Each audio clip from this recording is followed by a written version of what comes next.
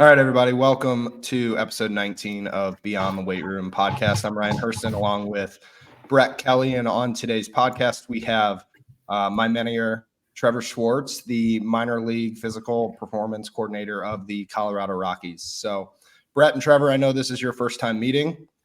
Trev, why don't you introduce yourself, kind of give us a little background on how you got here? Yeah, and Brett, obviously nice first time meeting you. Heard a lot about you over the last couple of years from Ryan, so it's finally nice to put a name to a face. But yeah, how I got to be the coordinator with the Rockies, kind of a different take on the strength and conditioning route, I feel. Got hired when I was 23, right out of my undergrad. I'd done some internships back home with local gym, my mentor, especially when I was younger.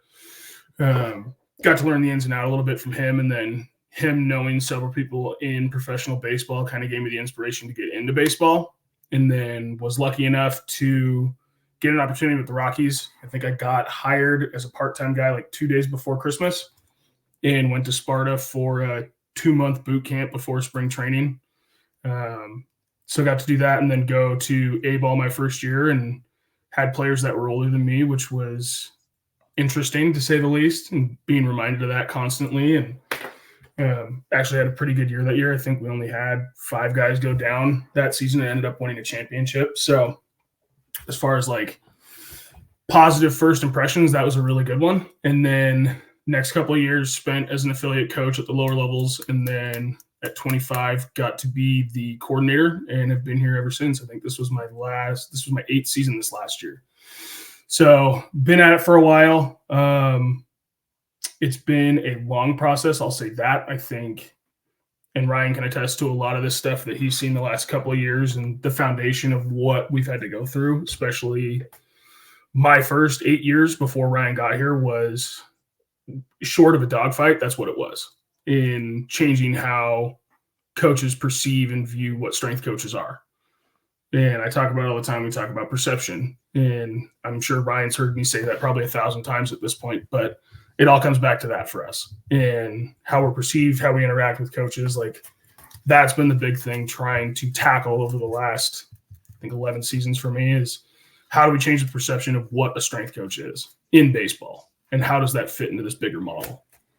Yeah, I think for me, I worked in the minor leagues with the Cardinals and the White Sox for a bit before I went back to Utah. And, that was like 8 to 10 years ago, like you're talking about. And so I think I kind of lived through that where a lot of the old school, especially pitching coaches, but a lot of the old school coaches like didn't want us to do specific lifts sometimes, or like, again, like you said, they pigeonhole you into what you can and can't do. And that was difficult. And I think baseball was like far behind in the strength and conditioning world specifically because of that. So just from talking with Ryan the last 3 years, it sounds like a lot of that has changed quite a bit. Why do you think that is? Do you think it's just younger coaches or what? I think it's a lot of factors. And I'm going to speak from our perspective, not the industry, because I still feel, and I'll probably get bastardized for this, is I still feel the industry is very far behind in how we're approaching athlete care and how we're training athletes.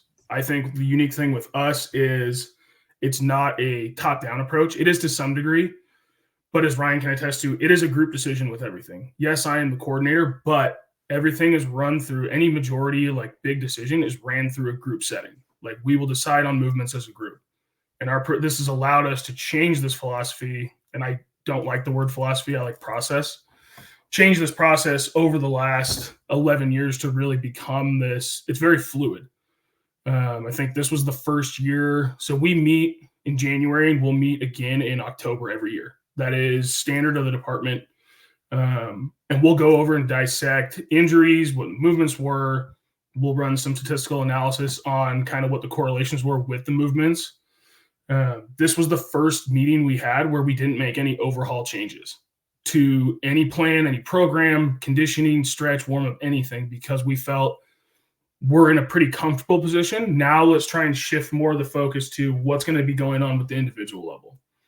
So as far as like industry goes, I think we're still trying to I think that's where teams and people are still trying to figure out what their identity is as a strength coach. And for us with the Rockies, we know what our role is. It is very clearly defined. We have our standards that we stick to.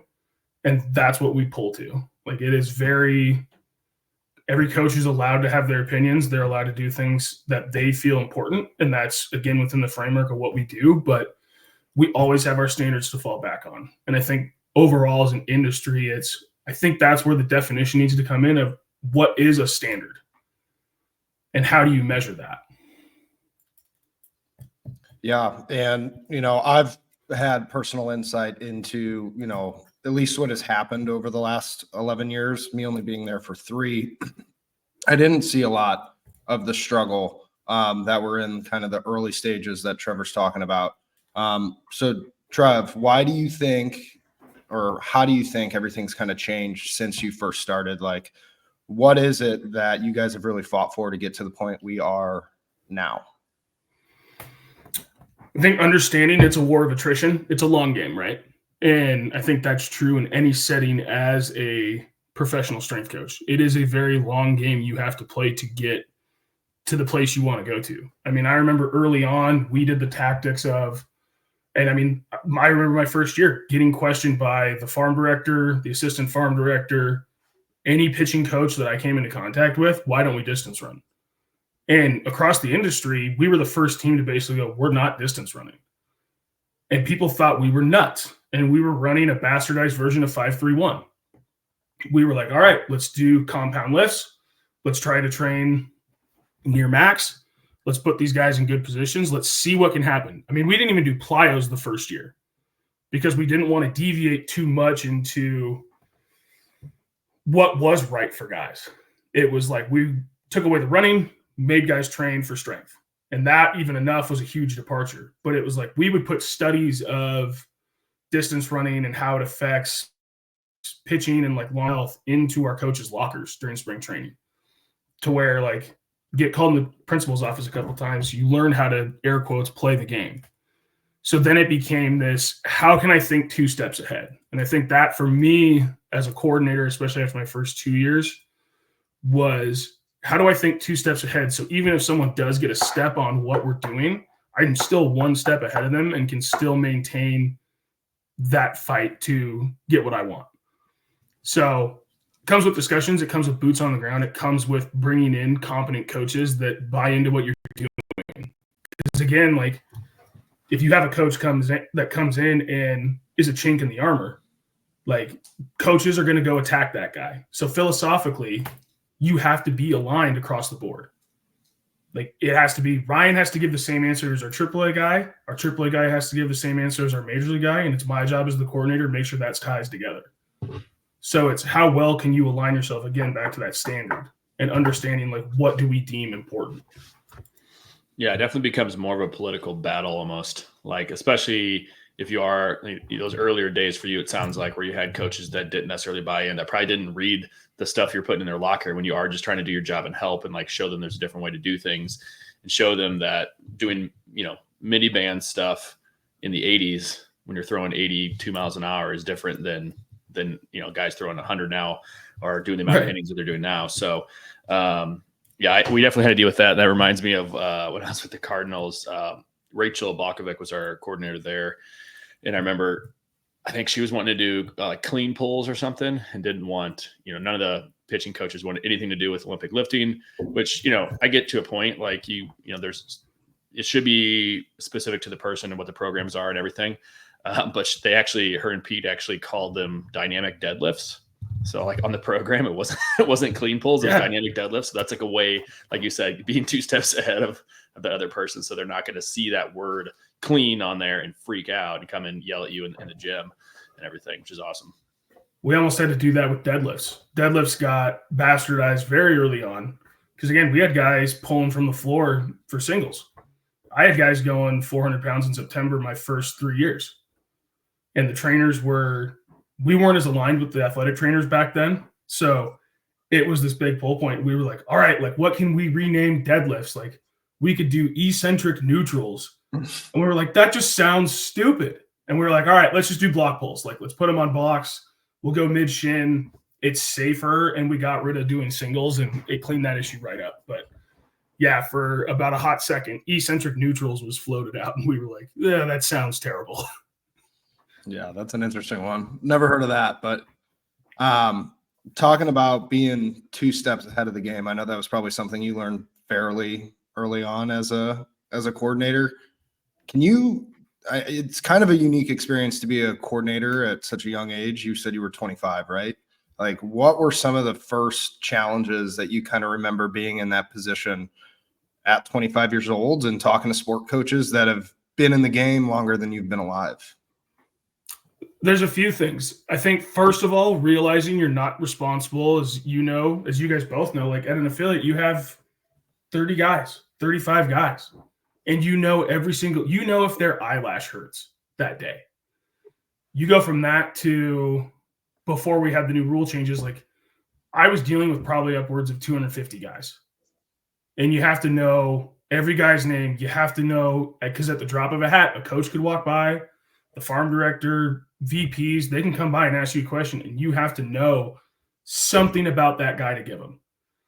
So I think that was the first thing. And I remember it was probably my first month of spring training as the coordinator. We had a guy show up like 30 pounds overweight. He played in Mexico, didn't lift, just ate all day. And they were like, "How did you not know this?" And I was like, "I didn't know." He was like not even with me last year. Like, well, you're supposed to know every detail about these guys. So that was probably lesson number 1, is like, you have to know the details. And eventually got to a point where I could probably tell you first, last name, position, college, and hometown of about 90% of our players. Like, that's where I forced myself to get to that point. Second thing was definitely managing a staff, like learning how to lead. At 25, and you're bringing in coaches that are older than you, guys that have higher education, guys that have been with other teams, trying to manage them and pull to this, what is our ideology here?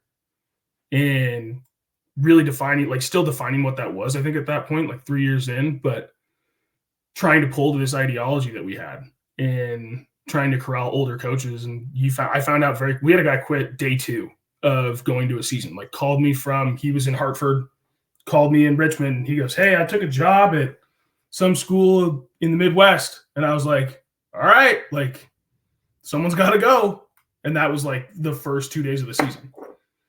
So learned very early on kind of how to manage chaos. I think that's the apt way to put it, is just managing chaos.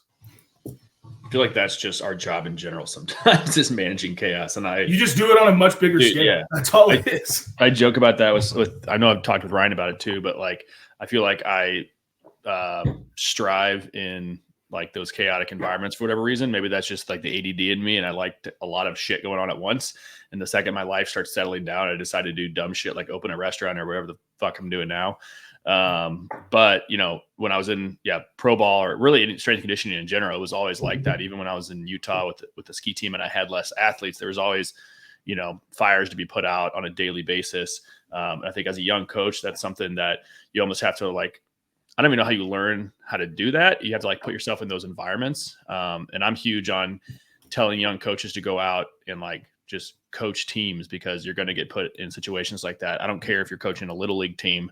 There's going to be parents yelling at you. There's going to be, situations that you have to think on the fly. And I think that's one of the big things that's missing when young coaches come out of college, is they don't know how to necessarily deal with that adversity right away. No. And I think this is year 2, going on year 3 of our intern program that we started. It's been interesting seeing these kids coming in from undergrad and graduate school with us. Not a lot of experience in going through the interview process. And Ryan sat in on a couple of interviews with them. Like, you're like, wow, there's a whole world these guys need to see. And we always get a kick out of like, after a couple of weeks, we'll let them run, especially like the spring training interns. Like, okay, you're in charge of sprints today for 100 pitchers. And watching how that plays out is panic.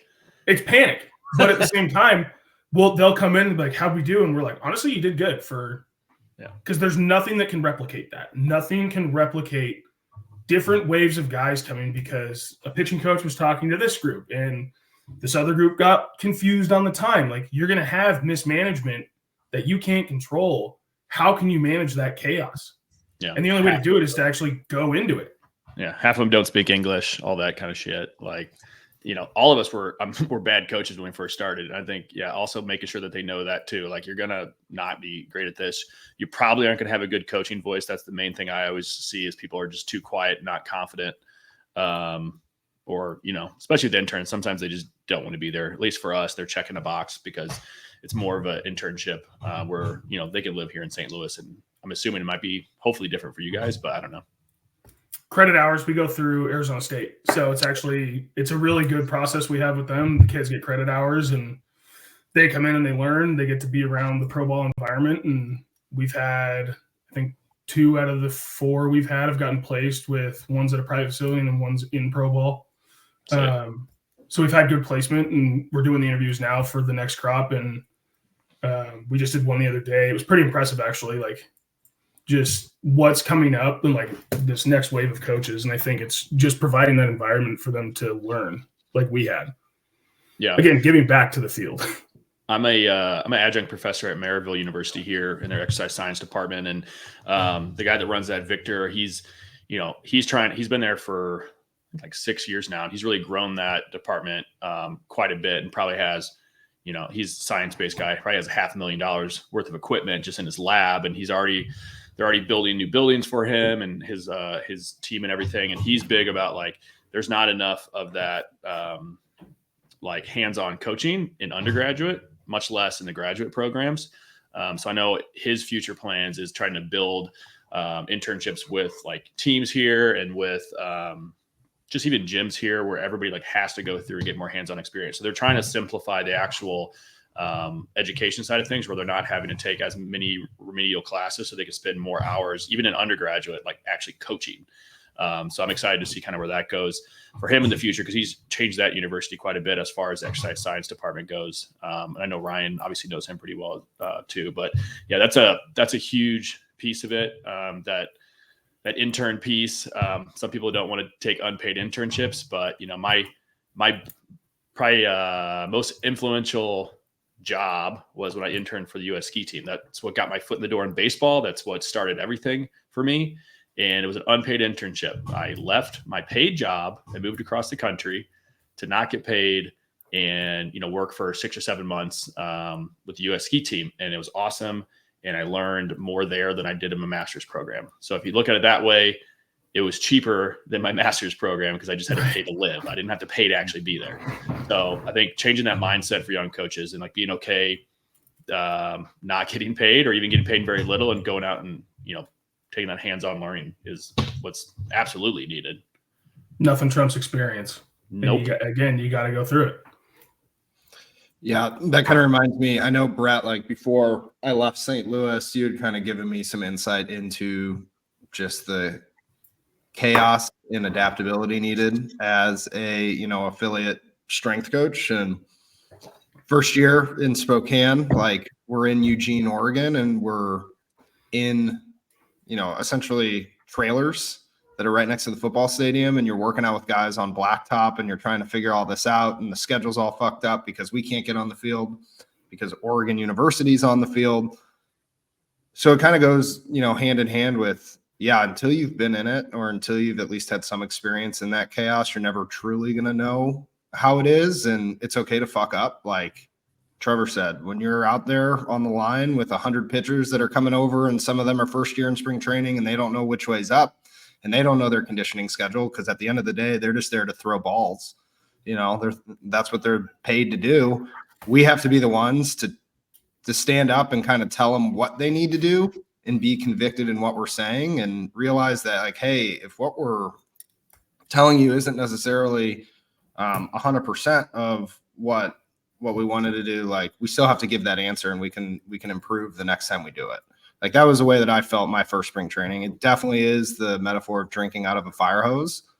But each year, each time you do it, each day, because you got 30 days straight, like you're not taking a break. It's going to get easier. It's going to get better.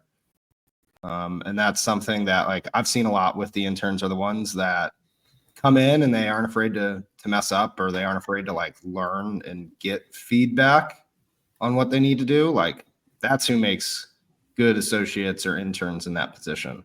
So I think it's been really cool that Jason set that up with ASU, and Trev, you've been a part of that. Like, super cool to have these colleges now connecting with sports teams, just to kind of funnel some people in, especially while they're in their undergrad or even in their master's, just to get experience, because it helps a lot from our end when we have interns that come in and learn, and then they're able to help us out and be an extra set of hands along the way when we might have 65 guys in the gym at once during spring training.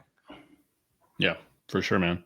Yeah, I didn't know you guys had the internship program. That's awesome. So shift gears a little bit, I guess. Trevor, so what I think you said you didn't like play baseball growing up or anything? Or I did actually. I played 3 years in college, air quotes, like redshirted my freshman year, and then played 2 years. Was a catcher. I'm 5'9" and like 250, so it fits the mold. So did you were you like wanting to get, when you got into strength conditioning, were you like, I want to work in baseball? Or tell me a little bit about that process when you were younger. Yeah, so I started training when I was 12. Again, I think my body composition kind of dictated that. I wasn't good in the field, and like I wanted to play college baseball. We took a family trip when I was like 11 to Arizona, and I got to see ASU play, and that was like, I wanted to play college baseball. I thought that was like the pinnacle. So my dad ended up finding a strength coach when I was 12. I ended up going there after school, and he actually ended up being my mentor. Him and I were pretty close up until he passed away. Was with him until basically through college, and then actually interned under him at his facility. He knew the Mariners head strength coach at the time and put me in contact with him. We had like a 2-hour coffee date in Seattle when the team was in town on an off day. And I just got to ask him questions. Like, after I finished playing, I was like, okay, what do I want to do? Do I want to see what this is like? Got to meet him. I was like, wow, this is cool. Like, you can be in baseball and not play baseball and go far. And I think that was the appeal to me. And then he knew someone from the Arizona Diamondbacks, was able to come down and do like a week-long job shadow. Came down, paid my way, didn't get any gear or anything. Like, I was wearing like red Nike tops and didn't even get like a stitch of Diamondbacks gear. And shadowed them for a week and flew home. I was like, this is what I want to do. So, and I think at that point, like, and the Diamondbacks then were like really into PRI. And the big takeaway I had from that was like having a filter. Because at that point I had already read, like I'd already started doing a lot of research into strength conditioning. Like I had read, I think, most of Charlie Francis's work. I'd gone through the West Side Gambit. And again, I was 21, 22 reading that stuff back then as an undergrad, which I don't think many young coaches are doing nowadays. No. And then like going in and seeing PRI and like guys are breathing into balloons and like, well, this is going to reset your diaphragm. And I'm like, this is cool. And then I go home like, that's not sustainable. And then like you go through the whole gambit in your head as a young coach. So, and again, I think there's merit to it, but the way they were doing it was like the end all be all. And you can't, again, I don't think you should get married into one specific thing. I think that's where things get dicey. But what year was I think I guess 2013. Okay. I was with the Cardinals in 2015 and they were really big in the PRI as well. And I was like, what the fuck's happening right now? It was the big wave. And again, I think that's the beauty again of being in this profession long enough and being in pro ball long enough. You see these waves and like you see like all these things come through, like, and I don't want to talk about any of the specific philosophies. Ryan knows my tangents I go on in the office about this stuff. Like, I just don't want to give them credit. It's like, it's just a wave. It's cyclical. It's a distraction for an athlete. And these athletes, like, I think the debate right now, especially after like the Saquon Barkley jump, like everybody's like, oh, you got to train specificity. And it's like, yes, to some degree, but train generally. Like, he doesn't train specificity. I know his fucking strength coach. He lifts heavy. He squats 6 bills. Like, what are you talking? Like, that is yeah. And me and our sports scientist talked yesterday about it for about 45 minutes. Like, yeah, you know what he does? He squats heavy, he sprints fast, and they do reactive agility against other athletes that are also fucking fast. So perception action. I mean, it's perception and action. Again, so again, I think you see all these things just coming through in waves, especially over a long career, and you see young coaches like get married into these things, and like you're just looking at them like, you can't do that. You can't get married into that because then you just get pigeonholed. Yeah, I think that's an interesting point to bring up with Trevor too, because during the season he's in Arizona and he works with a lot of the rehabs that come back, and when guys have nothing to do but kind of show up, lift, they can really go down some rabbit holes that might be a little scary, especially when it comes to their training. So, Trev, can you kind of give us a rundown on how you enact your principles and beliefs onto some of these athletes that may be wavering on what they need to do and how they need to approach their training, especially in an injured setting? But even guys coming into the organization, like, what's your messaging? How do you get your points across to some of these new guys? It's a good question. I'll tackle the rehab part first, and then I'll go into the new players. Specifically with rehab guys, you see, again, they're not playing the game of baseball, right? So you are losing that ability to do the thing you love to do. So you're going to spiral into this, I call it doom spiraling, where like you look and try and find like, oh, I didn't do this when I played, so I got to try this. I'm pretty upfront with our guys. I tell the guys all the time, like, hey, you have a year to get better, especially like a Tommy John guy. You have a year to get better. Here's what we can do. And we're going to just beat the shit out of you in a good sense and just get you strong. We're going to get you moving well. We're going to tackle the issues that actually need to be tackled. Now, some guys, they come in with, they spend an off season doing a different program and they want to do, well, this is what I did in the off season. I feel this is what I need to do for my rehab. It's like, okay, like I don't really have much of an argument if it fits most of the principles. And 9 times out of 10, it will, but there's always that 1 out of 10 that you got to look into. And I'll use a case from this summer. And I think that's the beauty of where we're going is the integration of our lab and being able to look at what is that dynamic correspondence with the sport activity. So like we took a guy like was lacking lead leg vertical force. So like essentially just collapsing on his front side. But if you look at our force plate numbers, was good, like solid eccentrics, he was good. So it's like, okay, there's this dichotomy. So we look at his training program and it's like, well, he's doing zero, like there's no like anterior loading, there's no eccentrics. How do we build brakes on this guy? And it came down to a conversation with him, me, and our sports scientists of like, hey, let's look at this. Let's add these. Give me this. Give me 5 out of the 10 things you're going to do, and let's see what happens. And the nice thing about having a lab and the force plates is we track that over time, and lo and behold, if you start training something, you're going to adapt to do that. Crazy principle. And we saw improvement. So like, I think it's more just how upfront you are. And then guys coming into the organization, you see, especially midseason, I think it's a lot harder. And Ryan can attest to that, getting guys from trades, like down and you're fully transparent. And that's where I always say to our staff, like build the relationship first, like bring the guy into the office. Hey man, what do you want to do? Here's what we can offer. If you can give me, jump on the plate and just be on that and let's see what we can do. And then if they want to do their own program, great. But most times, and we've seen it, I think Ryan saw it this year, like after about 3 weeks, they see what everybody else is doing. And you know how the players are, they're going to talk.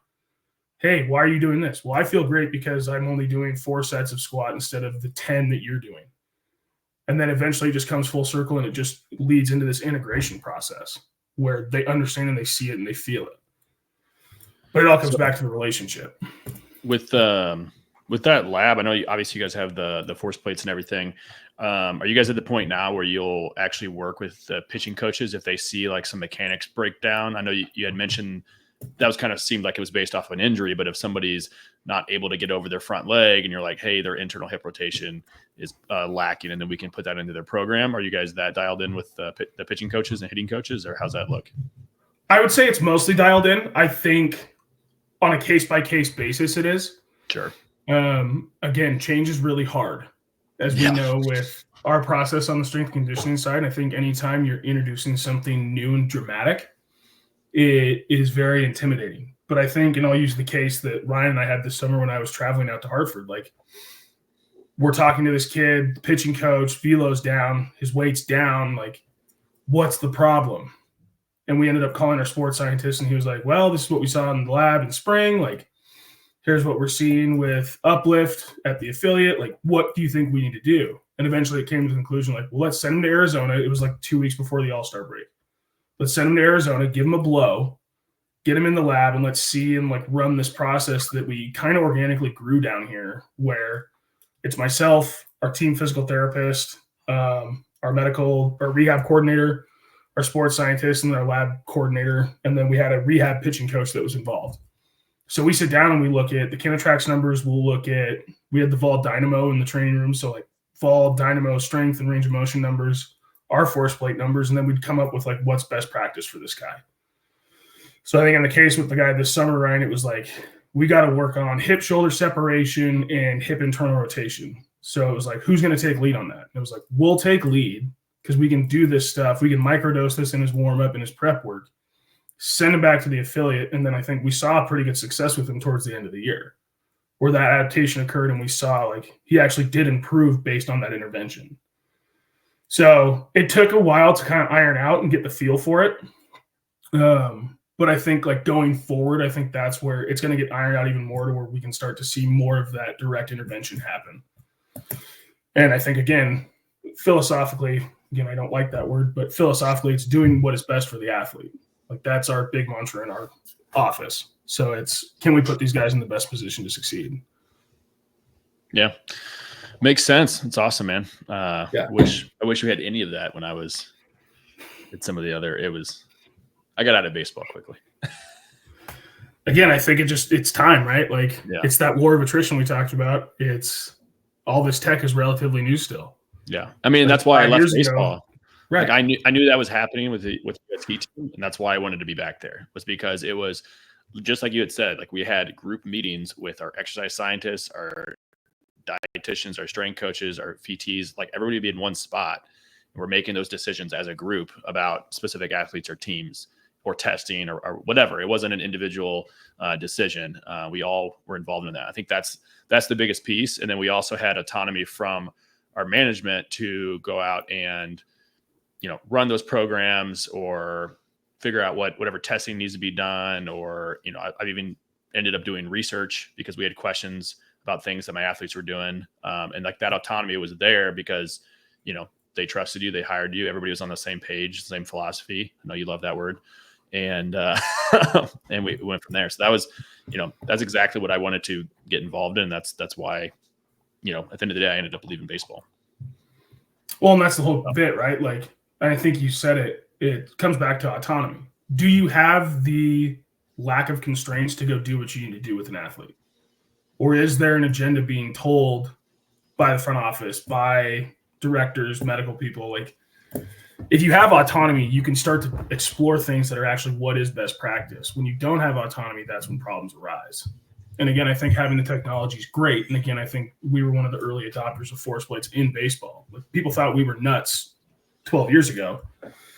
And now it's like everybody has force plates. So now the playing field's leveled. It's how do you use those? How do you leverage them? How much autonomy do you have to leverage them?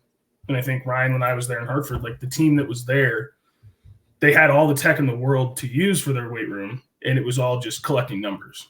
And it's like, what are you actually doing with that? Now you're just collecting numbers to collect numbers. Yep. Yeah. Kind of switching gears as we wind down here. Let's talk about some of the cool things that have happened in baseball for you, Trev, and throughout your career. Like what sticks out to you over the last decade that has been some of the cooler memories that you have working in baseball? I've got a few. I think my first year winning the championship, and again, you being in playoffs this year, I think we had the discussion, like, you want to pop bottles 3 times. That's like the ideal thing. Getting to do that my first year was pretty cool. Of going through the playoff experience, we had a pretty talented team, but getting that experience was cool. I think obviously getting to a point where, and it was my third year, it was one of my friend's teams he was a coordinator for. I was the affiliate coach for the Rockies, and teams were starting to skip. And that was like, no teams had skipped up until that point. And I remember calling Jaspy and being like, this team's skipping. And he goes, we're seeing it too at the major league level. He's like, teams are starting to take notice of what is going on. Because I think at that point, we were the only team that was doing like a skip series. Like, it was pretty remarkable, like in our warm up. And then you, like, instead of the static dynamic bands and stuff. And so that was kind of the first signal to me of like the winds are changing. We're not the crazy ones anymore.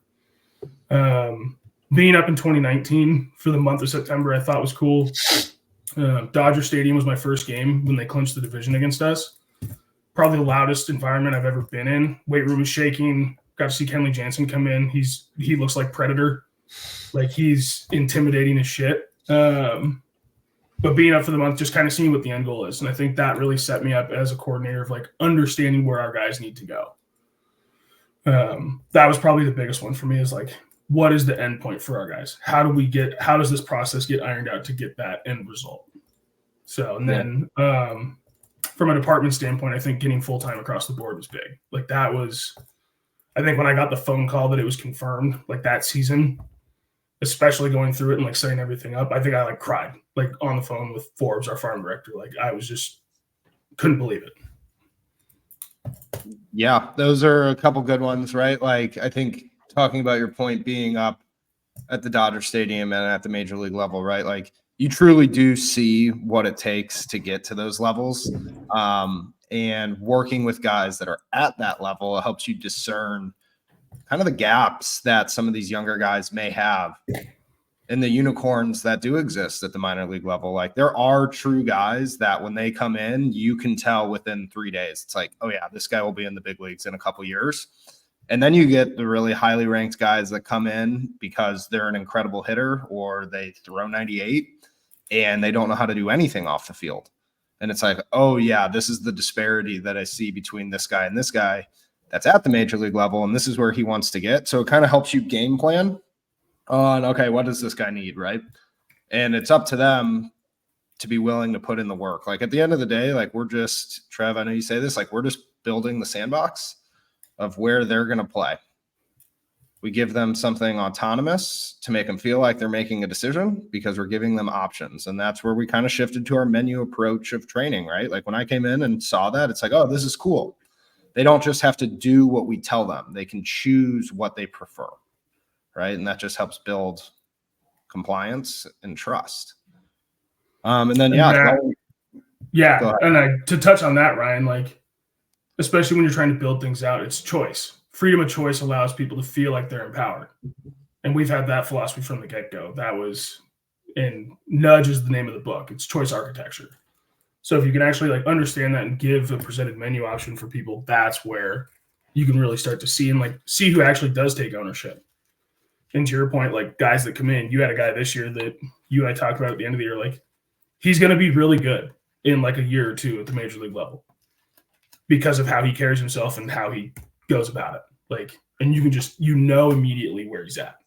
And you see other guys that, hey man, you got a lot of work. You got to find religion in the weight room because it's going to teach you a few things.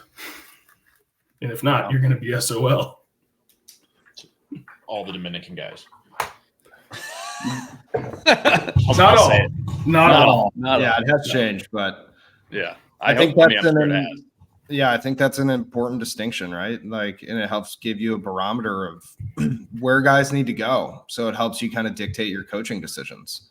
And going to your point about having a full-time staff, right? Like, it's crazy that it's taken that long to get there, considering, a staff and the trust that a staff must have within itself to make decisions as a team can be so hindered by something as silly as staffing, right? Mm-hmm. And the resources that are given to you.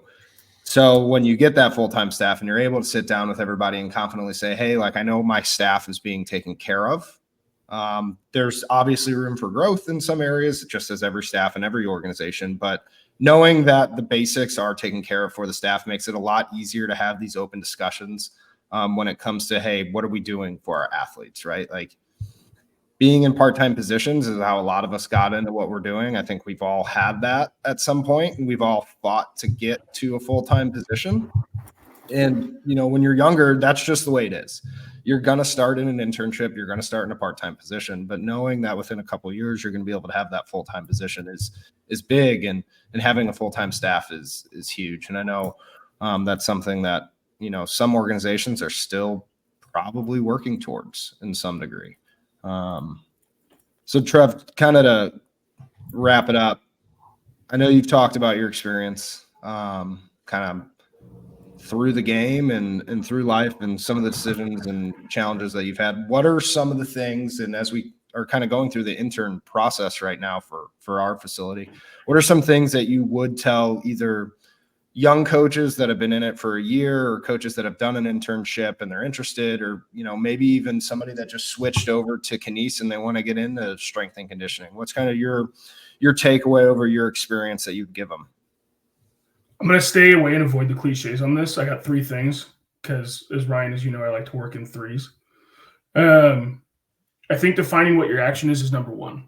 So if you know what is driving you, what is your pull point, what is the thing that gets you out of bed in the morning, and what's your mandate? I think very clearly, like with us, our action as a department is do what is best for the player to make sure that player can stay on the field. Like that is period.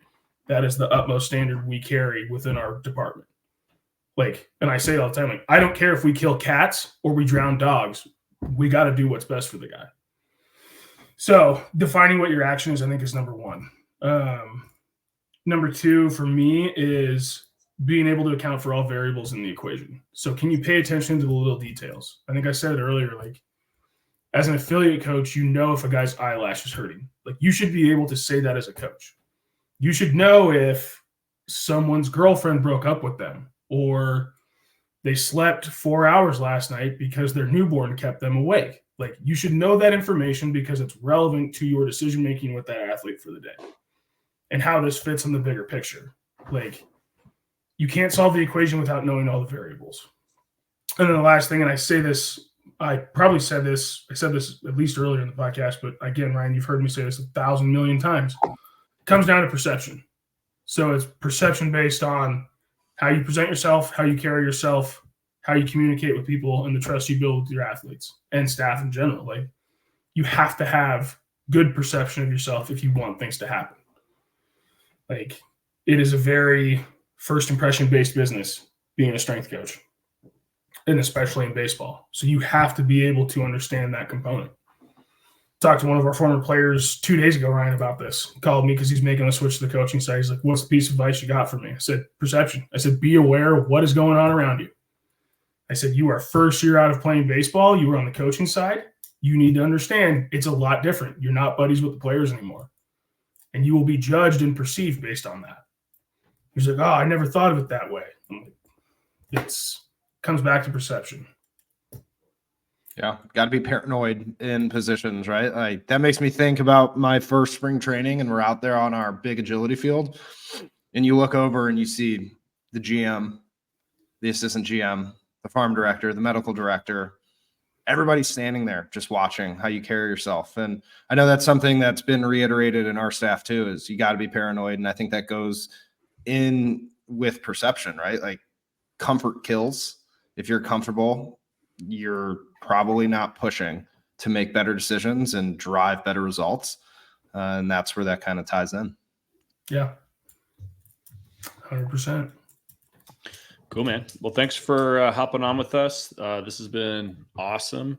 Nice to actually meet you, catch up with you, learn a bit about your background. Hopefully we can keep some conversations going, and happy to bring you back on another time and talk more in depth about some of the stuff that we didn't want to talk about today. Yeah, man. Anytime. Ryan knows I get long-winded sometimes, so that's perfect. That's why we're here. All right. Thanks, guys.